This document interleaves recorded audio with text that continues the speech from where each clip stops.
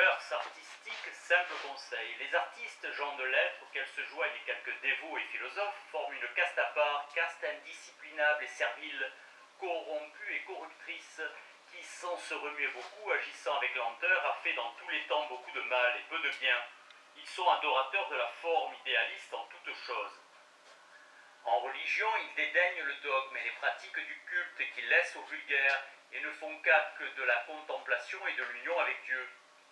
En politique, ils méprisent les principes, les droits, les définitions, les formes judiciaires, l'équilibre des forces et préfèrent l'inspiration des masses, la fraternité. Ils dédaignent les constitutions, la forme du gouvernement, tout leur est égal. En économie sociale, ils suivent les maximes de philanthropie et de la charité plutôt que celles du droit et de la science. En justice, ils préfèrent l'équité au droit, c'est un prétexte, à l'arbitraire. La fraternité et la communauté sont leur idéal.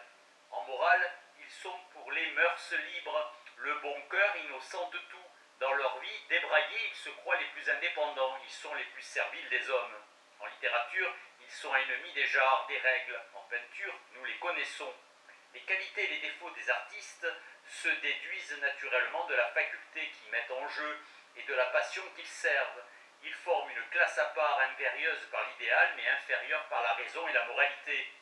Ils ont des prétentions très hautes au génie, à la gloire, distingués, élégants, sensuels, cupides, capricieux, vaniteux, avides d'éloges et de récompenses. Ils appartiennent à qui les flatte et les paye, et sont plus souvent les auxiliaires de la corruption que de la régénération. Ils n'ont jamais su trouver eux-mêmes leur chemin. Ce sont les révolutions qui leur montrent, ainsi que nous leur avons remarqué chez les Égyptiens, les Grecs, les Hollandais. D'un côté, les artistes font de tout parce que tout leur est indifférent. De l'autre, ils se spécialisent à l'infini, livrés à eux-mêmes, sans phare, sans boussole, obéissant à une loi de l'industrie mal à propos appliquée. Ils se classent en genres et espèces, d'abord selon la nature des commandes, puis selon le moyen qui les distingue. Ainsi, il y a des peintres d'église, des peintres d'histoire, des peintres de bataille, des peintres de genre, c'est-à-dire d'anecdotes ou de farces, des peintres de portraits, des peintres de paysages, des peintres d'animaux, des peintres de marine, des peintres de Vénus, des peintres de fantaisie. Tel cultive le nu, tel autre la draperie, puis chacun s'efforce de se distinguer par un des moyens qui concourent à l'exécution. L'un s'applique au dessin, l'autre à la couleur. Celui-ci soigne la composition, celui-là la perspective. Cet autre le costume ou la couleur locale. Tel brille par le sentiment, tel autre par l'idéalité ou le réalisme de ses figures. Tel autre rachète par le fini des détails et la nullité du sujet. Chacun s'efforce d'avoir un truc, un chic, une manière. Et la mode aidant, les réputations se font et se défont. Une cause de succès dans la peinture religieuse depuis plusieurs années a été par exemple de peindre les patriarches et les personnages de l'Ancien Testament en costume arabe. Abraham est un vieux bédouin. Les littérateurs ne procèdent pas autrement. L'un cultive l'antithèse, l'autre la comparaison et la métaphore. Celui-ci aime les descriptions et la pompe, cet autre recherche la périphrase et l'épithète. Il en est qui ne parlent que par exclamation, apostrophe, prosopopée, le pindarisme. Enfin, la phraséurgie constitue pour certains auteurs tout l'art d'écrire. Louis-Philippe disait de Villemain qu'il commençait par faire sa phrase et qu'ensuite il cherchait quelle idée il mettrait dedans. Avec cette recette, il traite de tout, politique, philosophie, histoire. On en a vu faire pendant 30 ans illusion au public et étouffer le sens commun sous leur réputation usurpée. Ces puérilités, ces ficelles prouvent qu'artistes et littérateurs, aujourd'hui moins que jamais, ne savent où ils vont. L'artiste vit isolé, sa pensée est solitaire, il ne reçoit pas de secours. Aucune chaleur, aucune lumière ne lui vient du dehors. Il n'a ni foi ni principe, il est livré à l'athéisme de ses sentiments et à l'anarchie de ses idées. Il ne sait par où saisir le public. C'est une mêlée où personne ne se connaît et où chacun tire de son côté. Toute solidarité est brisée. Comment produirait-il des œuvres populaires, eux qui ne savent rien de l'âme du peuple? Comment plairait-il aux gens instruits ou eux dépourvus de fortes études et traitant l'art en haine et dérision de la science? Voyez-les se battre les flancs, se frapper le front, demander un café aux vieilles, à toutes les excitations factices, une inspiration qui les fuit, succomber à l'ennui, au dégoût avant même d'avoir mis la main à l'œuvre, et rimer malgré Minerve. Entreprendre sans foi des tableaux religieux, sans principe des sujets monarchiques, socialistes, républicains, ne se doutant pas que lorsque les convictions sont mortes, l'art est mort, et que pour le ranimer, il faut se refaire homme. Tout ici est solidaire, l'art faux, la mauvaise littérature, la politique de Chauvin, les mauvaises mœurs, la critique vénale, à fausse éloquence, la poésie absurde, l'histoire phraséurgiste, la morale quiétiste, la négation de la justice. Platon touchait juste quand il chassait les artistes et les poètes de la République. Je ne demande pas qu'on les mette hors la société, mais hors le gouvernement, car si l'artiste, dans ce qu'il a de meilleur, est conduit et inspiré par la société, celle-ci en revanche est perdue, si à la fin elle se laisse inspirer et mener par lui. Or voilà justement notre cas. Depuis 89, nous adorons la fantasia, nous sommes livrés au dilettanti. Mirabeau est plus admiré comme virtuose que comme politique. En quoi on a fait de lui un homme prodigieux dont nous ne sommes pas encore dignes? Robespierre est le virtuose du club, Napoléon Ier le virtuose des batailles, écrasé à la fin partout faute d'avoir eu une idée. Nous n'avons même plus de le sens de notre histoire. De tous les agents de notre dissolution intellectuelle et morale, le plus énergique a été sans contredit le romantisme. L'école n'a compris ni son siècle ni sa mission. Même quand elle a recherché la popularité, elle s'est égarée. Elle a faussé le goût des masses, les a corrompus et fait à son image. Le romantisme a été de l'idéalisme à corps perdu, du pastiche, de la fantaisie folle et sans nom, en dernière analyse, de la corruption. Le goût, le style, la langue, la critique, les idées et les mœurs, tout est dépravé. Ce n'est ni l'Empire ni Louis-Philippe qui nous ont fait ce que nous sommes. C'est le romantisme épicurien, idéaliste, immoral, sous prétexte de faire mieux que le bien, plus vrai que la vérité, plus juste que le droit. Il a perdu chez nous la conscience, la morale des romantiques, renouvelée des jésuites. Et comme l'art pur, c'est la négation des règles de la justice, des prescriptions du droit et du devoir. C'est la charité mise au-dessus des lois. C'est la fraternité violant la liberté et la responsabilité. C'est l'amour effaçant les plus grandes scélératesses, un bon mouvement rachetant 1 million de crimes. Le sultan Mourad, légende des siècles par Victor Hugo, a épouvanté le monde de ses forfaits. Il a fait étrangler ses 8 frères, noyer les 20 femmes de son père. Il a éventré vifs 12 enfants pour une pomme volée. Il a fait murer vivants 20 000 prisonniers. Il a anéanti des villes, exterminé des provinces. Il fit un tel carnage avec son cimeterre, que son cheval semblait au monde une panthère. Puis un jour dans Bagdad, il voit un pourceau, ladre égorgé, se débattant contre la mort. Les moustiques et le soleil de midi torturent le porc et lui rendent l'agonie terrible. Mourad du pied le repousse à l'ombre. Et de ce même geste énorme et surhumain dont il chassait les rois, Mourad chassa les mouches. Le soir même, il est pris d'une fièvre et meurt. Il arrive devant le souverain juge. De tous les points s'élève la clameur des suppliciés. Justice, ô Dieu vivant! Mais le porc crie à son tour. Grâce, il m'a secouru. Et Dieu conclut par cette épouvantable profession de foi. Il suffit pour sauver même l'homme inclément, même le plus sanglant des bourreaux et des maîtres, du moindre des bienfaits sur le dernier des êtres. Un seul instant d'amour rouvre l'Éden fermé. Un pourceau secouru pèse un monde opprimé. Morale de hauts coquins et de puissants seigneurs, morale à l'usage des bourreaux, du genre humain et des grands mangeurs d'hommes dont parle l'Écriture. Ai-je eu tort de dire que le premier acte de la révolution sociale devrait être de jeter au feu toute la littérature romantique? Au sortir d'une pareille pourriture, ce n'est pas assez de nous purifier, nous avons à nous refaire tout entier. L'art fleurit aux époques d'institutions religieuses, de réformes morales, de révolutions politiques, philosophiques. Cela est facile à comprendre. L'art est lui-même l'expression des réformes, qui toutes se résolvent en un mot, la production de la justice, la création de l'humanité. Ainsi, la Renaissance et la Réforme conjurées ont eu pour pendant une explosion artistique et littéraire dans toute l'Europe. Ainsi, la révolution philosophique de Descartes et de Kant a amené la réforme littéraire en France et en Allemagne. Les mêmes conditions qui font les grands penseurs et les grands écrivains nous redonneront de grands artistes, et l'école de l'avenir, une fois instituée, ne faiblira plus. L'artiste, comme le littérateur, doit être de son temps. Ce n'est qu'à cette condition que ses œuvres passeront à la postérité. Il doit être de son pays, par là seulement il sera humanitaire. Il doit être de sa religion, opinion, s'il tient à être véridique et admirer les philosophes. Il doit se montrer concret dans son idée. Ce n'est que par là qu'il aura un idéal.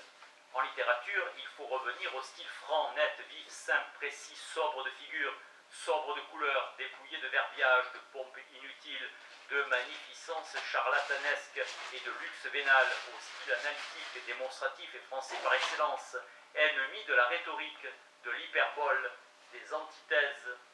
L'artiste, comme l'écrivain, est un créateur synthétique qui doit traiter avec un égal succès toutes les parties de l'art, et bien loin de s'abandonner à celle où il excelle, il doit sans cesse lutter pour se mettre lui-même en équilibre, à moins qu'il ne travaille en collectivité, sous une direction unique. Dans ce cas, l'union des facultés également supérieures peut devenir un moyen de perfection pour les œuvres d'art, mais ce sera toujours au détriment de l'artiste servant. Au reste, nous n'empêchons pas que chacun s'associant à son voisin pour une œuvre commune travaille selon ses moyens. Ce que nous demandons, c'est que l'égalité soit respectée dans toutes les parties d'une œuvre. C'est faire une représentation boiteuse que de donner la supériorité, soit au dessin, soit à la couleur.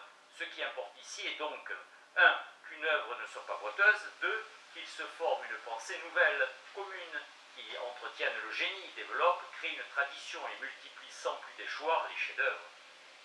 Il faut que les artistes, s'ils travaillent seuls, développent en eux-mêmes toutes leurs facultés ou qu'ils les complètent en s'associant. Il faut de plus que par la méditation des principes et des règles, par leur observation, par l'étude des sujets, par l'esprit nouveau dont ils doivent se pénétrer, ils se forment entre eux une pensée, un génie en quelque sorte commun, une tradition, une foi, une virtualité qui élève le talent de chacun au-dessus de ce qu'il serait dans la solitude. L'ancien monde gréco-romain fut à un moment peuplé de statues. En telle ville, il y en avait autant que de citoyens, et presque toutes étaient des chefs-d'œuvre. Ce qui nous semble aujourd'hui extraordinaire résultait de la communion des artistes, du critère qu'ils suivaient fidèlement. L'artiste doit être en communion d'idées et de principes, non seulement avec ses confrères, mais avec tous ses contemporains. Il doit encore se pénétrer de cette pensée qu'il n'y a pas de différence entre la création artistique et la création industrielle. L'artiste, en effet, ne produit rien du néant. Il ne fait que saisir des rapports, analyser des figures, combiner des traits, les représenter. C'est là ce qui constitue sa création. Or, de même que l'industrieux, ou le savant, ou le philosophe, plus il observe, plus il découvre. Et plus il a découvert, mieux il applique et produit. De même, l'artiste, mieux il a vu, plus il se met en état de représenter, l'inspiration étant lui proportionnelle à l'observation. C'est pourquoi, chez le véritable artiste, comme chez le véritable écrivain, chez le philosophe, l'inspiration, on peut le dire, ne faiblit jamais, elle est constante, elle est à commandement, elle ne s'en va pas. Elle ne s'en va que lorsqu'il abandonne l'étude, lorsque par présomption, il ne produit plus que de l'abondance de ses spéculations ou de ses souvenirs. Celui qui a l'intelligence vide a l'imagination vide aussi, mais ce terme de création commun à l'industrieux et au philosophe, à l'écrivain et à l'artiste acquiert une signification bien plus élevée si nous l'envisageons au point de vue de la société et de la morale. L'humanité, telle est la croyance moderne révolutionnaire, possède de son fond la justice, et elle développe ce contenu de sa conscience par son énergie propre. Elle est ainsi sa propre éducatrice. C'est elle qui opère sa justification ou, en autres termes, sa création, de même que l'être absolu de Spinoza. Et par l'influence réciproque du moral et du physique dans l'homme, on peut dire que cette création de nous-mêmes, commencée dans la conscience, finit par embrasser le corps. L'artiste est un des principaux agents de cette création. Il la pressent, la devine, la provoque, la devance. Il est d'autant plus créateur qu'il a mieux lu au fond de l'âme universelle et qu'il a mieux révélé par ses œuvres. Que la bohème et l'académie se scandalisent de mes propositions, les esprits droits comprendront la grande pensée de mon livre. Réconcilier l'art avec le juste et l'utile. Jusqu'ici, en effet, l'art demeurait dans une sphère mystique, transcendantale. Les artistes formaient un monde à part, en dehors de la vie humaine, en dehors de la raison pratique, des affaires et des mœurs. On s'indignait à la seule pensée d'un but, d'une fin, d'une utilité quelconque de l'art.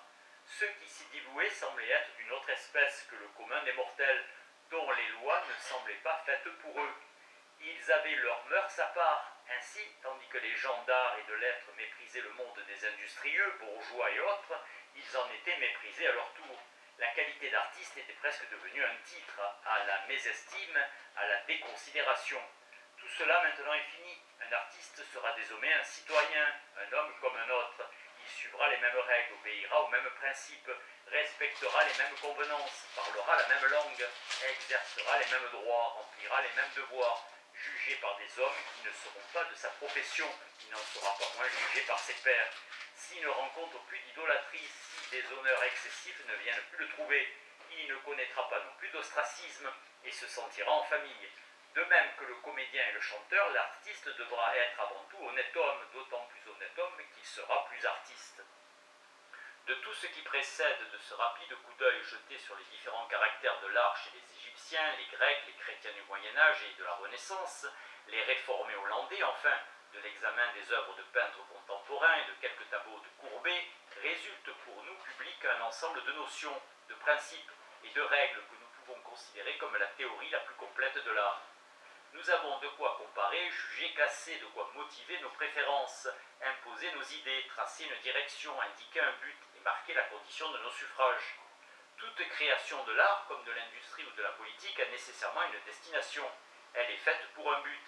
Il est absurde de supposer que quelque chose se produise dans la société. Pourquoi ne dirions-nous pas dans l'univers, à seule fin de se produire?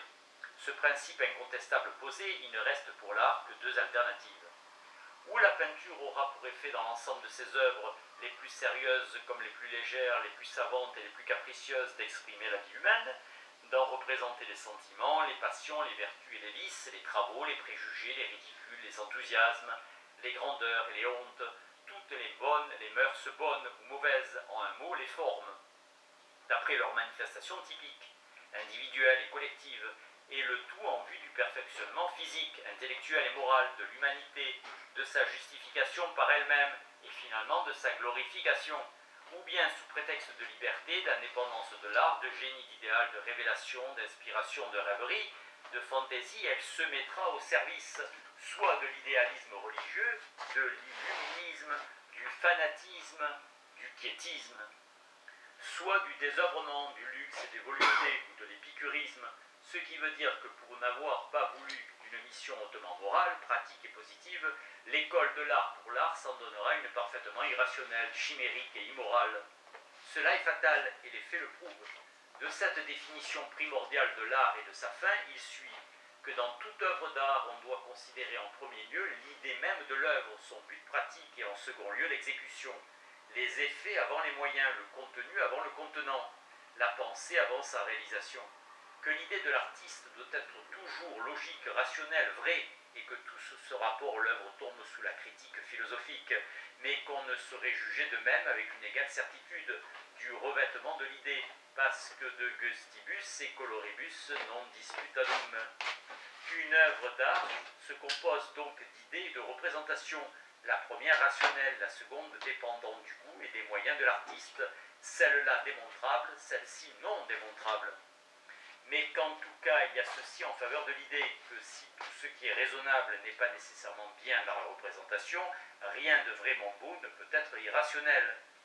Tels sont les principes de l'art et de la nouvelle critique, principes que je déclare communs à la littérature, à la poésie, à l'architecture, à la musique, à la danse même, aussi bien qu'à la peinture et à la statuaire, et qui régissent tous ceux ici. Le peintre et le statuaire ayant pour but la représentation de l'humanité dans un but de perfectionnement, la question se pose aussitôt sur les moyens à employer pour cette représentation. Parmi les moyens, on distingue d'abord deux choses, la réalité imitable et représentable, réalité presque toujours plus ou moins défectueuse, l'imagination qui à volonté redresse, corrige, embellit la réalité, ou la fait grimacer, l'enlaidit, la déforme. Le réel et l'idéal concourent alternativement dans des proportions variables, au gré de l'artiste et selon les faits à produire. Ils font partie des moyens, c'est-à-dire de l'exécution, non des effets, non du but. C'est ainsi que dans la peinture, la couleur et le dessin concourent à l'œuvre et font partie des moyens. Il est absurde d'imaginer un tableau fait tout entier de couleurs, tout entier de lignes. Bien plus absurde encore de faire une spécialité à un peintre de son aptitude à colorier ou à dessiner. On se plaint et on a mille fois raison de la détestable critique actuelle. C'est le fléau des artistes qu'elle décourage, assassine quand elle devrait les éclairer. vrai métier de chantage, d'iniquité. Grâce à cette critique sans principe, pour qui l'idée n'est rien, la pâte et le chic, tout le public en est venu à ne plus se soucier des compositions qu'il comprend d'autant moins que les artistes eux-mêmes ne se comprennent pas. On s'arrête au portrait et au paysage, hors de là, néant. Ainsi, personne ne s'occupe plus de l'idée. On fait au musée comme au théâtre de l'opéra, où l'on dédaigne les paroles et le drame, pour n'écouter que les instruments et les voix. On laisse de côté les effets pour ne s'occuper que des moyens, sur quoi tout le monde tranche du connaisseur, quand au fond, on ne se connaît à rien, par l'excellente raison que dans le gâchis, il n'y a rien à connaître. On échine l'un, on réclame l'autre, et l'art meurt dans cette cacophonie. Dernière conséquence, et la plus déplorable de toutes, d'un art en travail, d'une pensée informe et d'une critique aveugle et brutale, la société se sépare de l'art. Elle le met hors de la vie réelle, elle s'en fait un moyen de plaisir et d'amusement, un passe-temps, mais auquel elle ne tient pas. C'est du superflu, du luxe, de la vanité, de la débauche, de l'illusion. C'est tout ce que l'on voudra. Ce n'est plus une faculté ni une fonction, une forme de la vie, une partie intégrante et constituante de l'existence. Quant à nous, socialistes révolutionnaires, nous disons aux artistes comme aux littérateurs, notre idéal, c'est le droit et la vérité. Si vous ne savez avec cela faire de l'art et du style, arrière, nous n'avons pas besoin de vous. Si vous êtes au service des corrompus, des luxueux, des fainéants, arrière, nous ne voulons pas de vos arts. Si l'aristocratie, le pontificat et la majesté royale vous sont indispensables, arrière toujours. Nous proscriverons votre art ainsi que vos personnes. L'avenir est splendide devant nous. Nous avons à construire 36 000 maisons communes, autant d'écoles, de salles de réunion, des ateliers, des manufactures, des fabriques, nos gymnases, nos gares, nos entrepôts, nos magasins, nos halles, nos bibliothèques. Nous avons à créer 40 000 bibliothèques de 6 000 volumes chacune, 240 millions de volumes, des observatoires, des cabinets de physique, des laboratoires de chimie, des amphithéâtres d'anatomie, des musées, des belvédères par milliers. Nous avons à découvrir les modèles d'habitation du paysan et de l'ouvrier, de l'homme des villes et de l'homme des champs, nos villes et nos villages à rebâtir, et en première ligne, le Paris de M. Haussmann. Nous avons la France à transformer en un vaste jardin mêlé de bosquets, de bois taillis, de hautes futaies, de sources, de ruisseaux, de rochers, où chaque paysage concourt à l'harmonie générale. Un jour, les merveilles prédites par Fourier seront réalisées. Les vrais monuments de la République, au rebours de ceux de l'Empire, seront dans la commodité, la salubrité et le bon marché des habitations. Mais avant tout, nous avons une dernière bataille à livrer au mauvais goût, à la fausse littérature, aux mauvaises mœurs, à la politique d'absorption. Nous avons à instruire le peuple, à lui donner avec le goût de la science et l'intelligence de l'histoire, de la philosophie, le culte de la justice, les vraies joies du travail et de la société. Nous avons à enseigner le droit, la liberté, la mutualité, la théorie des contrats. Nous avons à exterminer la phraséurgie, le charlatanisme, le chauvinisme, la corruption. Nous avons à refaire l'éducation des femmes et à leur inculquer les vérités suivantes. L'ordre et la propreté dans le ménage valent mieux qu'un salon garni de tableaux de maître. Une femme qui sait se vêtir avec goût, propreté, décence, sans luxe est artiste. Celle qui ne sait que se couvrir de bijoux et de dentelles, qui porte sur son corps sa dot, est une femme grossière, dénuée du sentiment du goût et de l'art. Elle a beau faire, rien ne la relève. Plus elle se montre cossue, plus elle est dégoûtante. La femme est artiste.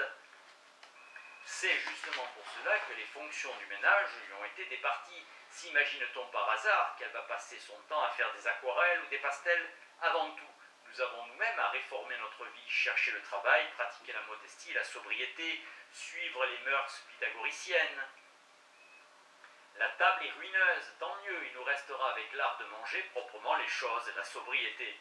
Il nous faut renoncer à nos habitudes de bohème, faire de longues études, nous immerger pendant 10 ou 15 ans dans les travaux mécaniques, dans les affaires, avant de nous mettre à parler au public, garantir notre maison par nos labeurs, produire tard, et ne nous livrer tout à fait à la littérature, à la philosophie, aux arts qu'après 40 ou 50 ans révolus.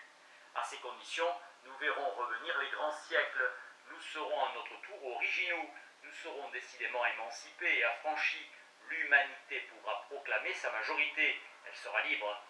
Et cette longue transition, marquée par la Renaissance, la Réforme et la Révolution française, sera terminée.